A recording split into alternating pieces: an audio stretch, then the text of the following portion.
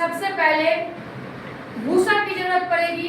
भूसा के साथ फॉर्मोलिन, फॉर्मोलिन के बाद कार्बन डाइऑक्साइड पाउडर, फिर पीपी पन्नी, मशरूम की बीज और रबर। 10 केजी भूसा में 200 ml है। अगर हम 10 केजी भूसा का अगर जाके उपचारित करें कि भाई कोई भी जो उसमें इन्फेक्शन है वो खत्म हो जाए, तो उसके लिए हमें 100 लीटर पानी ले लेना है, उसमें 100 ml फॉर्मोलिन डाल देना है, फिर कार्बन डाइऑक्साइड पाउडर कितना 25 ग्राम डालना है।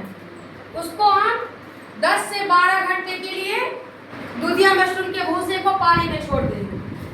12 घंटे के बाद पानी में से क्या करना है, छान लेना है।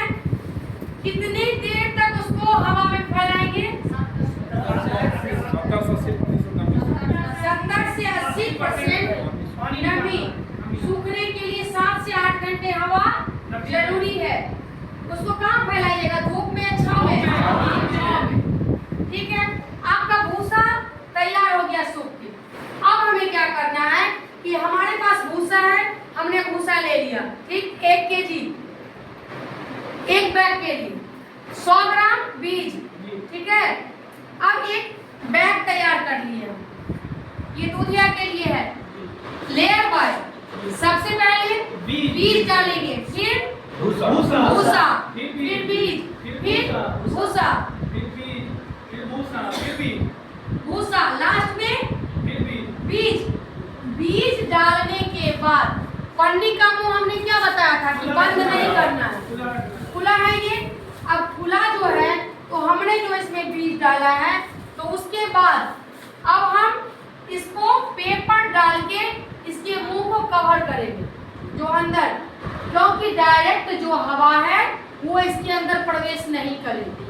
अब हम पैक कर दिए बैग को, इसको मशरूम उत्पादन कक्ष में 15 से 16 से 18 दिन बहुत हो गया, उसको उस रूम में आप रख दीजिए। अगला स्टेप क्या आएगा, केसिंग का।